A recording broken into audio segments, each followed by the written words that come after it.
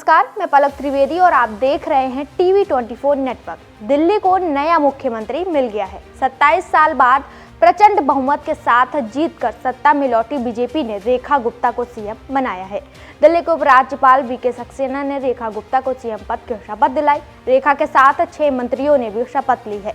दिल्ली की रेखा सरकार में परवेश वर्मा, मनजिंदर सिंह, आशीष सूद, पंकज सिंह, कपिल मिश्रा और रविंदर इंद्रराज सिंह को कैबिनेट मंत्री बनाया गया है।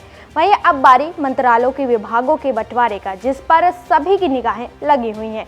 ऐसे में सवाल उठता है कि दिल्ली की सत्ता की कमान भले ही रेखा को मिल गई हो, लेकिन वो किसकी राह पर चलेंगी, शीला दीक्षित या फिर अरविंद केजरीवाल। दिल्ली में 15 साल तक मुख्यमंत्री रहे शीला दीक्षित ने अपने पास वित्त सहित तमाम मंत्रालय रखे थे, लेकिन अरविंद केजरीवाल ने 1 दशक से ज्यादा समय तक सीएम रहते हुए किसी भी विभाग की जिम्मेदारी नहीं संभाली थी। दिल्ली के सियासी इतिहास में रेखा गुप्ता नवी मुख्यमंत्री बनी है। आजादी के बाद पहली बार दिल्ली में 1992 में विधानसभा चुनाव हुए तो कांग्रेस के चौधरी ब्रह्म प्रकाश यादव दिल्ली के पहले सीएम बने, लेकिन कांग्रेस के बीच में उन्हें हटाकर गुरमुख निहाल सिंह को मुख्यमंत्री बनाया था। इसके बाद दिल्ली में विधानसभा खत्म कर दी गई, जिसके बाद 1991 में बहाल किया गया। 1993 में दोबारा विधानसभा चुनाव हुए तो बीजेपी में सत्ता में वापस आई तो मदन लाल खुराना को सीएम बनाया गया, लेकिन बीच कार्यकाल में उनसे इस्तीफा दिलाकर साहिब सिंह वर्मा सीएम बनाए गए। बीजेपी ने 1998 के चुनाव से ठीक पहले साहिब सिंह वर्मा की जगह सुषमा स्वराज को सीएम बनाया। 1998 के चुनाव में बीजेपी को मात देकर कांग्रेस सत्ता में वापसी किया तो शीला दीक्षित को सीएम बनाई। इसके बाद 15 साल तक शीला दीक्षित सीएम रही, लेकिन 2013 में अरविंद केजरीवाल के सियासी उद्धव के बाद सत्ता से बाहर हुई तो वापसी नहीं कर सकी।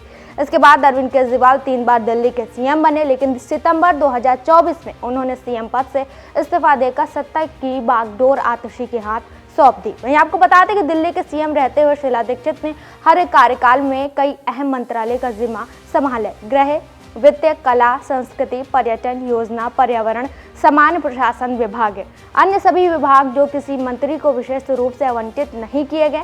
1998 से लेकर 2013 तक दिल्ली की शीला दीक्षित सीएम रहीं और उन्होंने इस दौरान अलग अलग विभागों की जिम्मेदारी संभालती रहीं। केजरीवाल की सियासत विरासत संभालने वाली आतिशी ने मुख्यमंत्री रहते हुए तमाम मंत्रालय अपने पास रखे।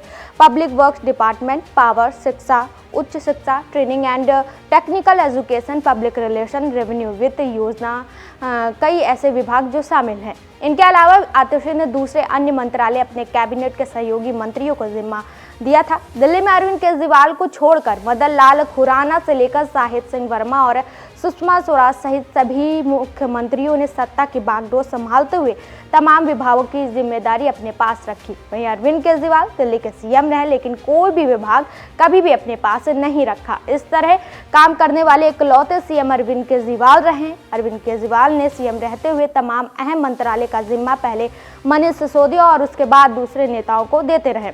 दिल्ली में सत्ता में 27 साल बाद लौटी मुख्यमंत्री का ताज रेखा गुप्ता के सिर पर सजा है। ऐसे में अब सभी की निगाहें इस बात पर लगेंगी है कि रेखा गुप्ता क्या शीला दीक्षित की तरह विभागों की जिम्मेदारी संभालेंगे या फिर अरविंद केजरीवाल की तरह बिना मंत्रालय के काम करेंगे। हालांकि बीजेपी के पहले के तीनों मुख्यमंत्रियों के पास मंत्रालय रखे हैं, इसलिए माना जा रहा है कि रेखा गुप्ता अपने पास विभागों की जिम्मेदारियां संभालेंगी।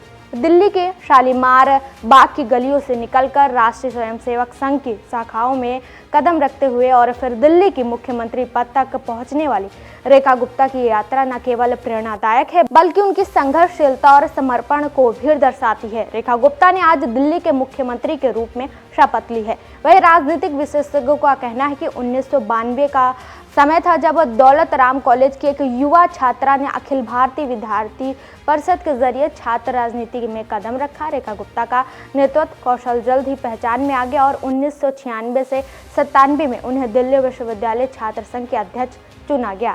इस दौरान उन्होंने छात्रों की समस्याओं को मजबूती से उठाया और उनकी आवाज बने। राजनीति में जमीनी स्तर पर काम करने का उनका संकल्प 2007 में उन्हें उत्तरी पीतम्बरपुरा से नगर पार्षद बनाया गया। नगर पार्षद के रूप में उन्होंने महिलाओं और बच्चों के कल्याण के लिए कई योजनाएं चलाई, जिनमें से सुमेधा योजना काफी चर्चित रही। इसके तहत आर्थिक रूप से कमजोर छात्राओं को उच्च शिक्षा में मदद दी गई। उनके प्रयासों ने उन्हें दिल्ली बीजेपी महिला मोर्चा में महत्वपूर्ण स्थान दिलाया और राष्ट्रीय कार्यकारिणी में भी जगह मिली। पार्षद के रूप में 15 वर्षों के अनुभव के बाद 2025 के विधानसभा चुनाव में उन्हें शालीमार बाग से टिकट मिला। पहली बार विधायक बनने के बाद भी पार्टी ने उन पर भरोसा जताया और उन्हें दिल्ली की मुख्यमंत्री पद की शपथ दिलाई गई। उनके साथ 6 मंत्रियों ने भी पदभार संभाला है और वो दिल्ली की चौथी महिला मुख्यमंत्री बनी है। फिलहाल के लिए इतना ही। ऐसी ताज़ा जानकारी और खबरों के लिए हमारे साथ जुड़े रहिए और देखते रहिए TV 24 नेटवर्क।